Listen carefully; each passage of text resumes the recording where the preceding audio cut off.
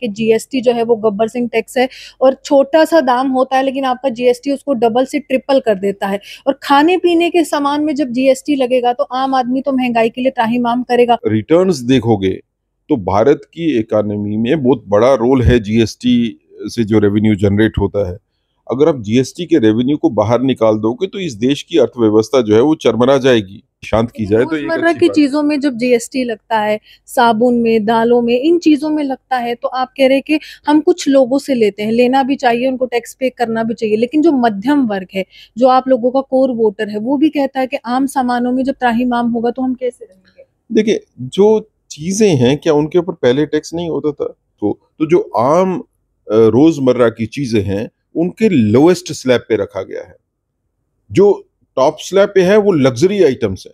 अगर आप luxury item को खरीदना चाहते हो जो कि अमीर आदमी खरीदेगा, वो आदमी जो कि 3-4 लाख रुपए का इलेक्ट्रॉनिक गजट खरीद सकता है, वो he is a rich person.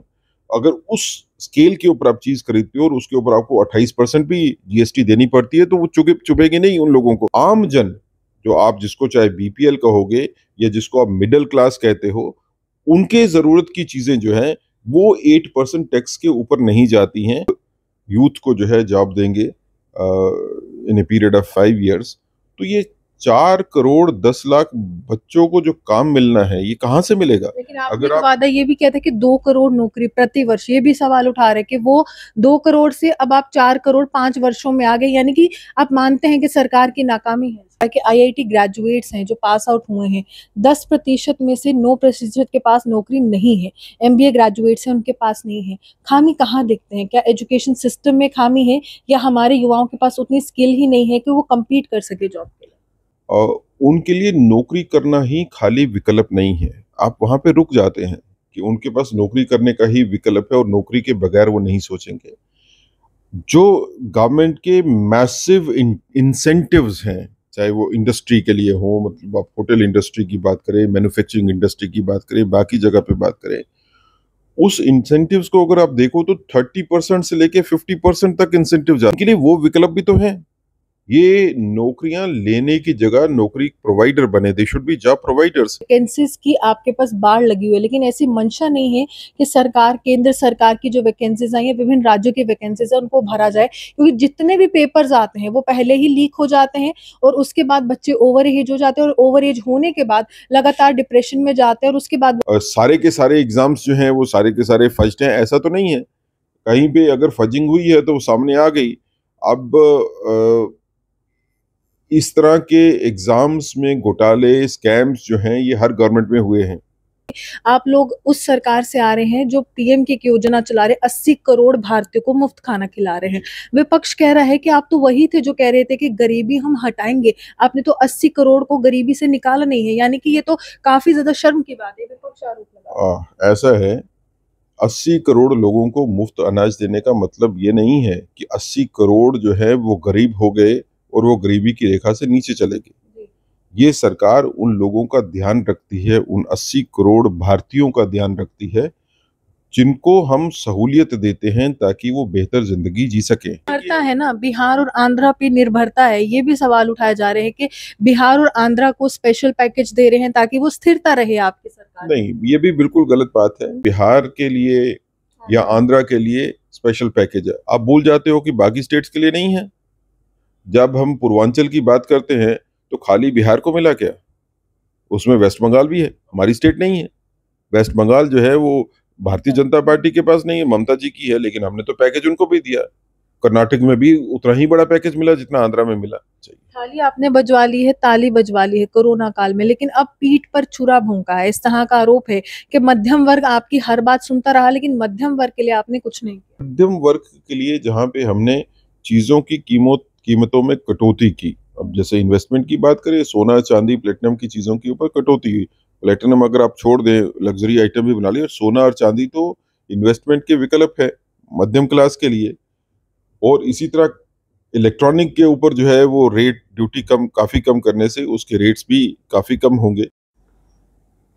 प्रतिवर्ष जब भी बजट पेश किया जाता है देश के वित्त मंत्री के द्वारा, तो उम्मीद होती है तमाम लोगों को, जो आम नागरिक होते हैं, कि ये कुछ सौगातें लेकर आएगा और कुछ राहत जो है हमें मिलेगी। लेकिन इसी के साथ साथ विपक्ष भी हमलावर हो जाता है, और इस बार नेता प्रतिपक्ष राहुल गांधी काफी ज्यादा हमलावर दिख रहे हैं। मेरे साथ भाजपा के वरिष्ठ नेता मौजूद हैं, सुनील सेठी जी लगातार जन जन तक तमाम योजनाएं पहुंचाने का काम कर रहे हैं और साथ ही साथ बजट का प्रचार करने का भी काम कर रहे हैं। लेकिन कुछ ऐसे आरोप है जो भाजपा पर लगे हैं, उन पर इनका क्या कहना है, इनसे बात करेंगे। सेठी साहब, सबसे पहले ये कहा जा रहा है कि टैक्सेस की बौछार आम आदमी पर, इंग्लैंड की तरह आप टैक्सेस ले रहे हैं, सोमालिया की तरह सर्विसेज ले रहे हैं, इसमें कितनी सच्चाई है? देखिए, बिल्कुल सच नहीं है। आप अगर टैक्सेस की बात करेंगे तो इस बार रिलैक्सेशन है टैक्सेस में। नया टैक्स जो है, except for short term capital gain के, कोई नया टैक्स नहीं लगा है। स्टैंडर्ड डिडक्शंस जो होती हैं सैलरीड पर्सन्स के लिए, उसको भी इंक्रीज किया गया है। जो बचत का मनी है वो उसको भी बढ़ाया गया है कि ज़्यादा पैसा आप बचा सकते हो। आप जब बात करते हैं कि इंग्लैंड की तरह टैक्स लगते हैं और सर्विसेज जो हैं सोमालिया की तरह देते हैं, वो शायद उनको फिजिकल चीज़ों का पता नहीं, ज्ञान नहीं है। क्योंकि इंग्लैंड में कितने लोग टैक्स देते हैं? इंग्लैंड में टैक्स देने वाली पॉपुलेशन इज मोर देन 70%, और हमारी पॉपुलेशन कितनी है टैक्स देने वाली? Less than 2%। तो आप जब 2% पॉपुलेशन के ऊपर बोझ डालते हो 98% पॉपुलेशन को, जो टैक्स डायरेक्ट टैक्स के दायरे में नहीं है, तो फिर आप ये उम्मीद करो कि आप उनको भी टैक्स के दायरे से बाहर निकाल दोगे, तो मुझे लगता है कि उससे सर्विसेज भी जो है उसमें वाधा पड़ेगी। और जो गरीब के उत्थान की बात होती है उसमें भी अब मुझे लगता है कि ये जो बात कहते हैं कि टैक्स के मुकाबले में सर्विसेज जो हैं वो कम है, वो शायद ये चाहते हैं कि जो गरीब के लिए जो योजनाएं बन रही हैं वो बंद हो जाए। क्या वो गरीब के हित में बात कर रहे हैं, गरीब के हित के खिलाफ बात कर रहे हैं? वो आदमी जिसकी इनकम इतनी है कि वो टैक्स नहीं दे सकता है। देखिए, किसी की इनकम अगर सपोज लाख रुपया है तो टैक्स के दायरे में नहीं है, लेकिन गवर्नमेंट जो सर्विसेज प्रोवाइड करती है, सड़क बनाएगी, हॉस्पिटल बनाएगी, स्कूल बनाएगी, बाकी सारी सर्विसेज होंगी, वो तो उसको भी मिलेंगी।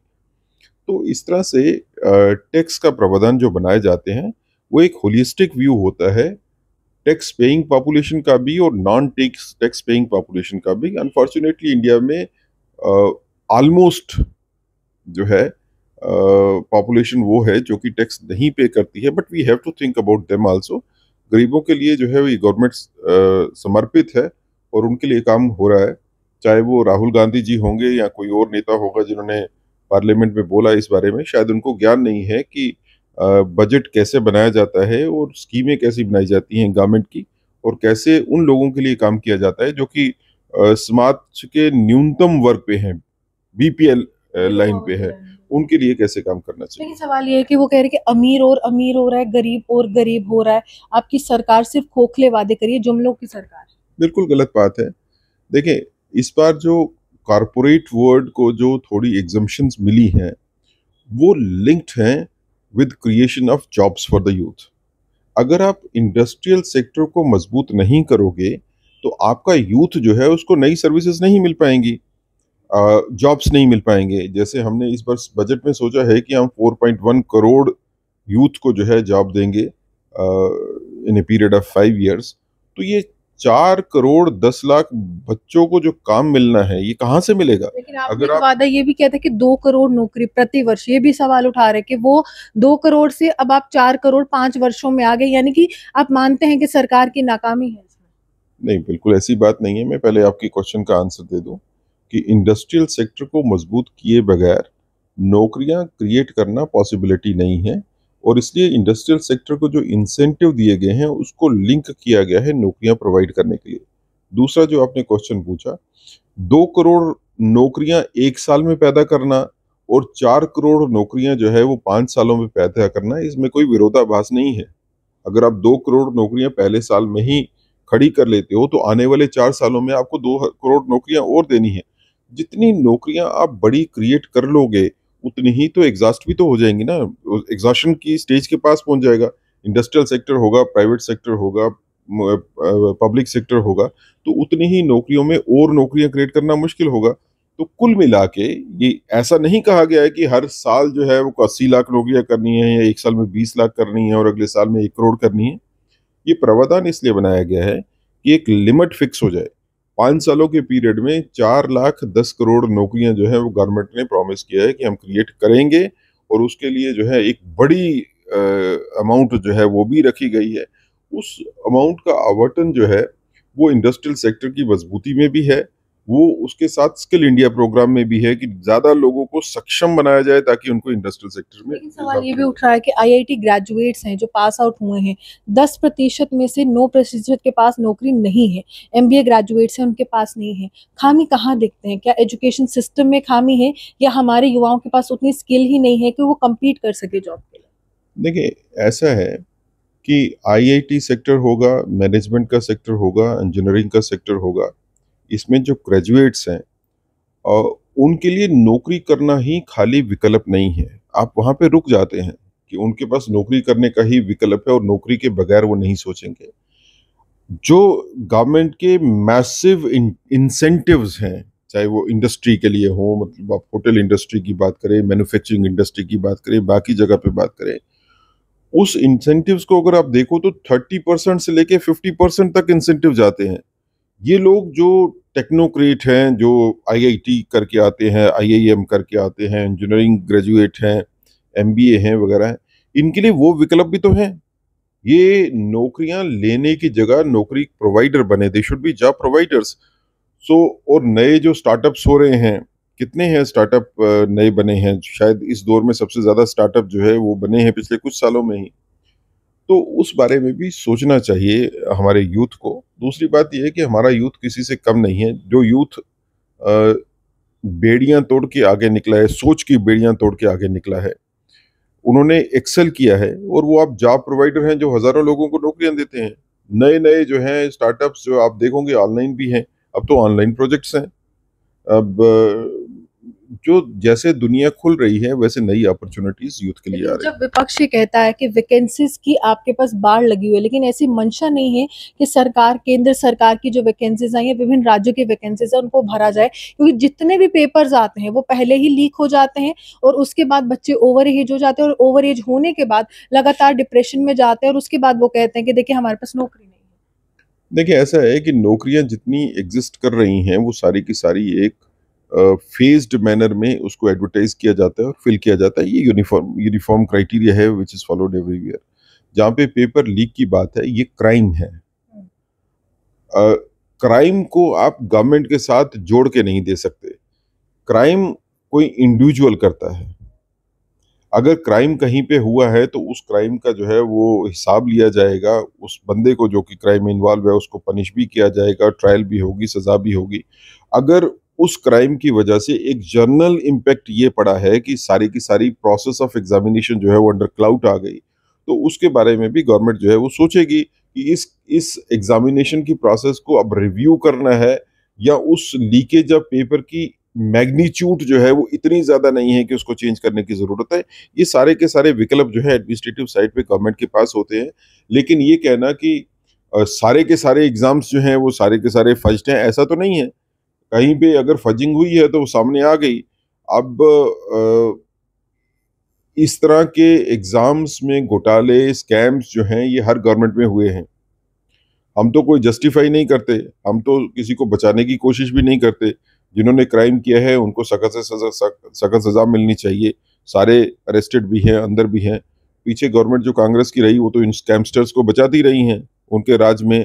चाहे वो बिहार में लालू जी का राज हो, सेंटर में कांग्रेस की गवर्नमेंट हो, तब स्कैमस्टर्स जो है पकड़े कौन जाते रहे हैं।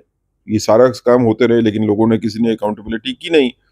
तो ये जस्टिफिकेशन किए बगैर ये जरूर है कि भारतीय जनता पार्टी एक पारदर्शी सिस्टम देना चाहती है, जिसमें जो बच्चा पेपर देने के लिए गया उसको ये उम्मीद होनी चाहिए कि मैं पेपर अगर अपनी काबिलियत से देता हूं तो मुझे नौकरी मिलने का हक है। वो हम इंश्योर करना चाहते हैं। That is what is the dream of लेकिन मोदी। आपकी सरकार को ये कहा जाता है कि गब्बर सिंह टैक्स लगा रही है। राहुल गांधी तो लगातार सदन में ये कहते हैं कि जीएसटी जो है वो गब्बर सिंह टैक्स है, और छोटा सा दाम होता है लेकिन आपका जीएसटी उसको डबल से ट्रिपल कर देता है। और खाने पीने के सामान में जब जीएसटी लगेगा तो आम आदमी तो महंगाई के लिए त्राहिमाम करेगा, और वहीं कहीं एंड रिजल्ट तो नहीं है कि सरकार बनाने में थोड़े से आप चूक गए, उस नहीं, आंकड़े को छूने में। ऐसा है कि जीएसटी जो है वो एमलगमेशन है सारे सेल टैक्स की, जो उससे पहले रजीम में लगते रहे हैं। अब जीएसटी की आप अगर रिटर्न्स देखोगे तो भारत की इकोनॉमी में बहुत बड़ा रोल है जीएसटी से जो रेवेन्यू जनरेट होता है। अगर आप जीएसटी के रेवेन्यू को बाहर निकाल दोगे तो इस देश की अर्थव्यवस्था जो है वो चरमरा जाएगी। तो मुझे लगता है कि ये गवर्नमेंट का जो म- मंसूबा है कि एक तालाब में, हर तालाब में से दो चार बूंदें ली जाए ताकि गरीब आदमी जो कोई है उसका, उसको प्यास जो है उसकी शांत की लेकिन जाए, तो एक रोजमर्रा अच्छी की बात है। चीजों में जब जीएसटी लगता है, साबुन में, दालों में, इन चीजों में लगता है, तो आप कह रहे हैं कि हम कुछ लोगों से लेते हैं, लेना भी चाहिए, उनको टैक्स पे करना भी चाहिए, लेकिन जो मध्यम वर्ग है, जो आप लोगों का कोर वोटर है, वो भी कहता है कि आम सामानों में जब त्राहिमाम होगा तो हम कैसे रहेंगे। देखिए, जो चीजें हैं क्या उनके ऊपर पहले टैक्स नहीं होता था? पहले सेंट्रल एक्साइज अलग लगती थी, स्टेट का टैक्स अलग होता था, बाकी टैक्सेस अलग होते थे। इनकी अमेलगमेशन ही तो जीएसटी है। अब अगर आपने सामान खरीदना है, बेसिकली जो खरीद आप करते हो उसमें से जो tax, these are called indirect taxes. Indirect taxes जो है पूरी दुनिया में है। ऐसा कोई कंट्री नहीं है कि जहाँ पे इनडायरेक्ट डायरेक्ट टैक्सेस नहीं है। खाली डायरेक्ट टैक्स के ऊपर फाइनेंशियल इकोनॉमी नहीं चलती है। तो इनडायरेक्ट टैक्सेस जब लोगों से लिए जाते हैं उनको रैशनलाइज जरूर किया गया है।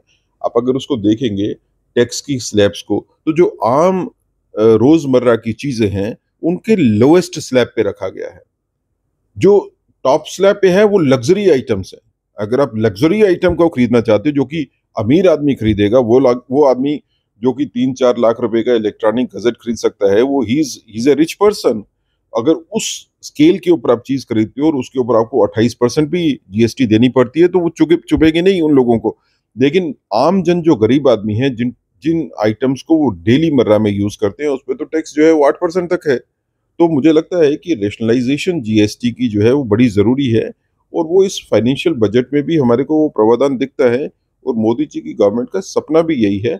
आम जन, जो आप जिसको चाहे बीपीएल कहोगे या जिसको आप मिडिल क्लास कहते हो, उनके ज़रूरत की चीज़ें जो हैं वो 8% टैक्स के ऊपर नहीं जाती हैं। उसके ऊपर जो जाती हैं सेमी लग्जरी वाली और लग्जरी वाली आइटम्स जो हैं जिसपे हाई टैक्स स्लैब्स है।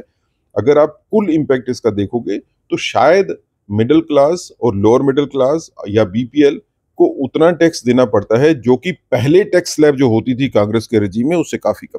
2014 के बाद महंगाई बढ़ी है, क्या लगता है? क्योंकि आप लोग उस सरकार से आ रहे हैं जो पीएम की एक योजना चला रहे, 80 करोड़ भारतीयों को मुफ्त खाना खिला रहे हैं।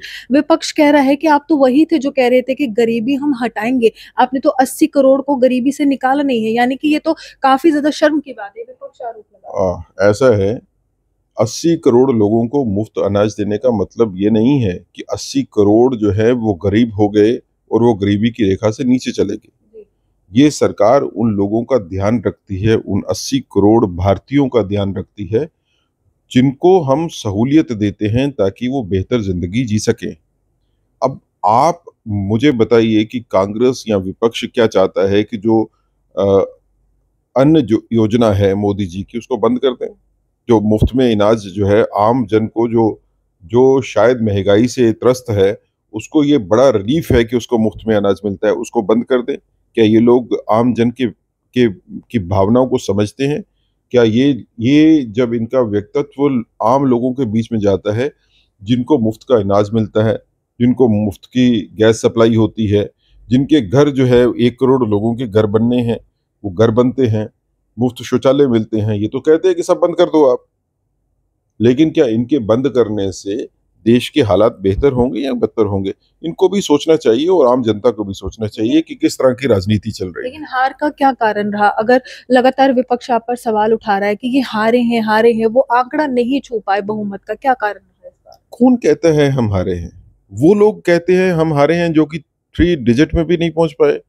कांग्रेस लगातार 3 पार्लियामेंट्री इलेक्शन में 100 का टारगेट भी नहीं पूरा कर पाई है।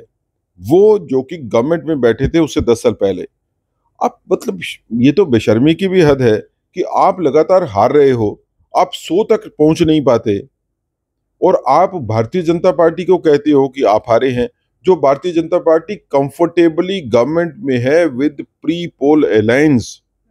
हमारी अलायंस जो है वो पोस्ट पोल नहीं है। हम अलायंस में गए थे इलेक्शन से पहले, जो सीटें हमारे साथियों ने लड़ी उस पे भारतीय जनता पार्टी नहीं लड़ी, तो टेक्निकली वो सीटें जो है वो भारतीय जनता पार्टी के खाते में है। पोस्ट पोल इलेक्शन अलायंस होती तो आप कहते कि हमने सारी सीटें लड़ी है लेकिन आपके पास मेजॉरिटी नहीं आई, लेकिन हम तो अलायंस के तौर के ऊपर लड़े थे भाई। अब जब अलायंस के तौर के ऊपर लड़ते हो तो जब मेजॉरिटी अलायंस की आती है तो भारतीय जनता पार्टी की निर्भरता है ना, बिहार और आंध्रा पे निर्भरता है। ये भी सवाल उठाए जा रहे हैं कि बिहार और आंध्रा को स्पेशल पैकेज दे रहे हैं ताकि वो स्थिरता रहे आपकी सरकार। नहीं, ये भी बिल्कुल गलत बात है। निर्भरता होती है पोस्ट पोल अलायंस में, लेकिन प्री पोल अलायंस में कॉन्फिडेंस होता है कि हम इलेक्शंस के पहले के साथी हैं, हम इलेक्शन होने से पहले जुड़े, ये सोच के कि हमने इकट्ठे इलेक्शन लड़ना है और इकट्ठे गवर्नमेंट बनानी है। दूसरी बात, आप कहते हो विपक्ष भी जो है लगातार इसके ऊपर बात करती है क्योंकि उनके पास मुद्दा कोई और है नहीं कहने के लिए, कि इस बजट में बिहार के लिए या आंध्रा के लिए स्पेशल पैकेज है। आप भूल जाते हो कि बाकी स्टेट्स के लिए नहीं है। जब हम पूर्वांचल की बात करते हैं तो खाली बिहार को मिला क्या? उसमें वेस्ट बंगाल भी है, हमारी स्टेट नहीं है। वेस्ट बंगाल जो है वो भारतीय जनता पार्टी के पास नहीं है, ममता जी की है, लेकिन हमने तो पैकेज उनको भी दिया। कर्नाटक में भी उतना ही बड़ा पैकेज मिला जितना आंध्रा में मिला, लेकिन गिनती करने के लिए दो राज्यों का पैकेज जो है वो काउंट किया जाएगा। अब मुझे बताओ कि अगर बिहार में उत्पादन बढ़ेगा, आंध्रा में उत्पादन बढ़ेगा, तो क्या उसका बेनिफिट खाली बिहार और आंध्रा को मिलेगा या पूरे देश को मिलेगा? तो ये अपनी सोच को सीमित रखना, अपनी सोच को बंद रखना, उसको बंद करे विपक्ष, सोच को बढ़ाइए।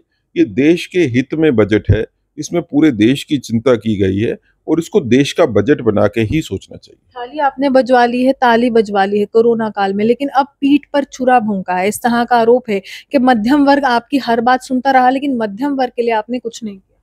नहीं, मैंने तो आपको पहले कहा कि मध्यम वर्ग के लिए तो ये बजट जो है ये पूरी की पूरी तरह अर्पित है मध्यम वर्ग के लिए और और बीपीएल जिसको आप कहते हैं निम्न वर्ग के लिए, उसके लिए अर्पित है। मध्यम वर्ग के लिए जहाँ पे हमने चीज़ों की कीमतों में कटौती की, अब जैसे इन्वेस्टमेंट की बात करें, सोना चांदी प्लेटिनम की चीज़ों के ऊपर कटौती हुई।